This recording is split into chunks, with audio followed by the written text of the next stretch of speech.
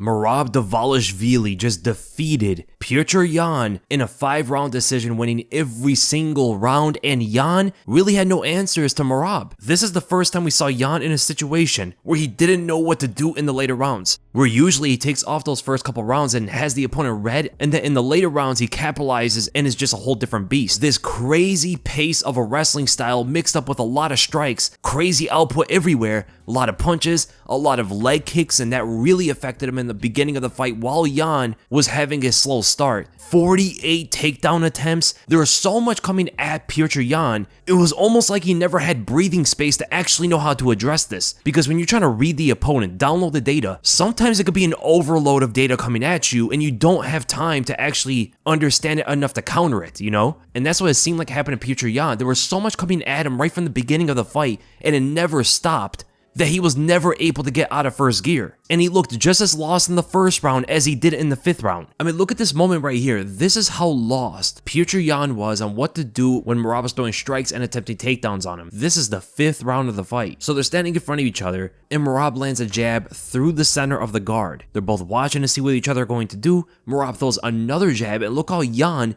takes his hips away. He thought a takedown was going to come. After, they both land a jab on each other, but Merab's was able to land even harder, sending Yan backwards into the fence more, and then he throws another jab forward to blind Yan so he can go for a takedown right under Yan's reaction to it. And what does Yan do? He doesn't take his hips away. He picks up his right guard, left hand extended forward. He thought a right hand was going to come at him because look at Yan's defense to Merab's right hook before. It's almost the exact same thing. He extends his lead arm forward to block the punch from getting through. He thought a right hand was going to come this time, but it was a takedown and it was successful as well. Yan did not know what Merab was doing out there. He never changed the entire fight, and neither did Merab. But Merab was going at 100 miles an hour. He was at max gear the entire fight and never gassed out. I mean, shooting 48 takedown attempts is insane. For people who haven't wrestled before, that takes so much energy to do. To shoot 48 times and still not be gassed, that alone is super impressive. I mean, they call him the Machine for a reason, and it's a perfectly suited nickname for him because I don't even think this guy can ever gas out. I don't know what kind of pace he has to go on or what kind of fight has to happen for him to start slowing down in a fight, because it's honestly like Colby Covington-esque cardio. That's what it seemed like out there. A guy that just will not slow down no matter what's going on.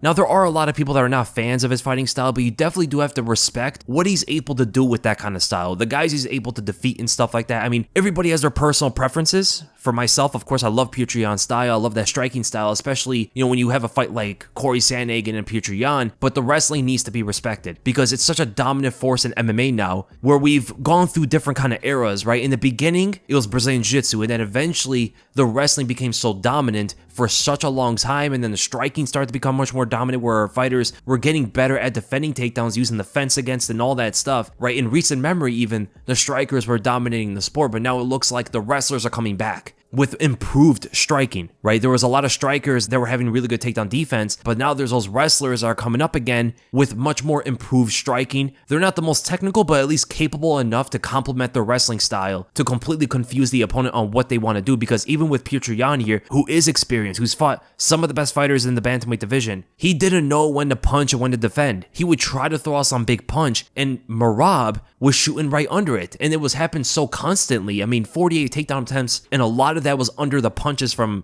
Petr Yan. He kind of froze up, got stuck and only thinking about defending. And that is why in the later rounds, it was honestly very frustrating as a Petr Yan fan to see him so frozen in that situation. There were times where he wasn't even throwing anything. He was kind of just waiting and watching Merab so he could defend the takedown, but he needed to win the fight. He needed a knockout in those moments. But that's what happens when you have that Merab kind of style, man. Colby Covington, etc. These guys are able to throw so many different kind of strikes at you while mixing up the takedowns at a whim. It becomes so difficult on how to handle that if you don't have the kind of dangerous Brazilian Jiu-Jitsu like, let's say, Charles Oliveira, right? No one's going to fight Charles Oliveira like that. They would know much better than to shoot that many takedowns on a guy like that can submit you at any moment. Petr Yan is not that, though. Petr Yan just wants to defend the takedowns, get back to the stand-up, and his stand-up is usually not too fast-paced. He will throw a lot of strikes at you at the later rounds in a striking match like he had with Corey Sandhagen, but if you really pay attention to a lot of his other fights, he's not throwing a lot.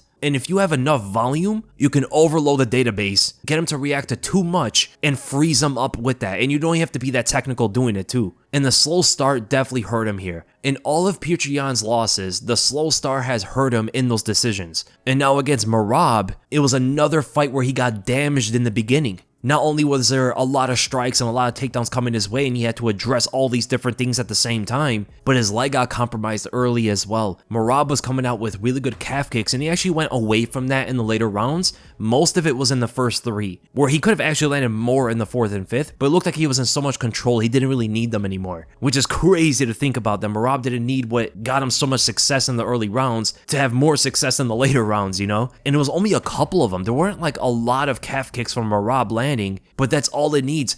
A few calf kicks and your opponent is compromised. And Petr Yan went to check the one that really did the damage and still got around the shin right into the side of the calf, and that was pretty much it. He had to switch stances to southpaw, which he does very well. Petr Yan is a great southpaw fighter too, but he does his best work when he's switching stances. He's throwing combos while switching at you. That's when he's at his best, and that's what he usually does in the later rounds, and you saw almost none of that in the fight because he couldn't anymore, not only being cautious of getting kicked to the calf again, but it also makes it much more difficult for him to push off that leg to switch as well. It's rotation with pushing off the leg, and it might be too much for that damaged calf. So he just settled in one stance for nearly all the exchanges, and that worked beautifully for Merab. So now he's fighting like a half version of Petr Yan. So in fact, calf kicks are so much more damaging to Yan's abilities because it takes his main skills away from switching while striking, and his style is so relied on that. And not only that, Yan had a lot of big defensive moments and big offensive moments whenever he decided this. Something about Petr Yan in every single one of his fights is when punches get thrown at him, he picks up a really tight guard, shells up, and leans forward. He leans over his own legs too. And that is a perfect moment for an opponent to shoot takedowns on him because his hips and legs are exposed completely. Not only that, his legs can also be exposed to calf kicks.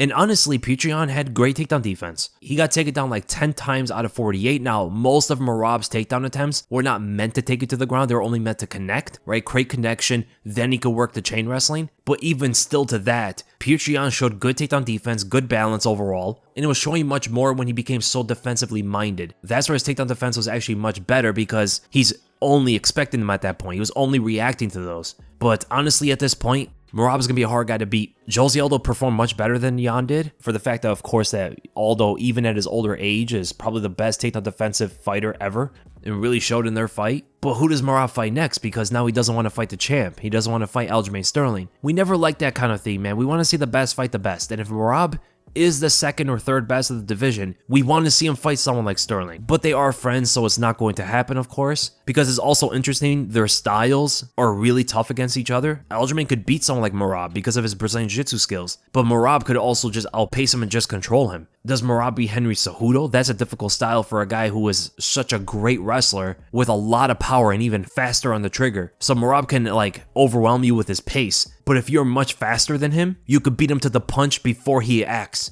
Right? If he's throwing like a big right hand to set up the takedown and Cejudo lands first, that whole setup for Merab gets thrown out the window. And Cejudo has a lot of power as well and amazing footwork. That's something that was lacking for Petr Yan as well. Yan wasn't moving much. He was kind of just standing in front of Merab the whole time, which he does against everybody. You know, he's a plotter. But Cejudo's not. Cejudo moves a lot. More so linearly on a straight line, forward and back. But it can still be really good to create enough distance to land your own counter shots. And also, Cejudo's really good at throwing knees at an opponent who ducks their head for any reason. Right? He's that fast on the trigger to catch you. Merab probably just takes Sean O'Malley to school. I mean, if we're going to be honest here, I think O'Malley would actually attempt more things at Merab. He actually has a chance of knocking him out in a moment. But I think for like the duration of the fight, for most of the fight, I think Merab is a good favorite going into something like that. But you can never count out O'Malley. He could throw up a flying knee out of nowhere. He is tall and long. He will establish a jab. He will throw up right uppercuts and stuff like that. He's an opportunistic knockout artist, and that is a dangerous opponent even for Merab to fight. But I would favor Merab, of course. Chito's kind of a similar thing, where Chito's more of a sniper that can knock you on any moment, and he's never discouraged no matter what's happening in the fight. But he would, for the most part, probably be losing the majority of that fight. Corey Sandhagen, I think, gets controlled. Like, Merab's a difficult matchup, man. He's a problem. That style is not fun to fight against. So at this point, if Cejudo beats Sterling, then you do Merab versus Cejudo, right?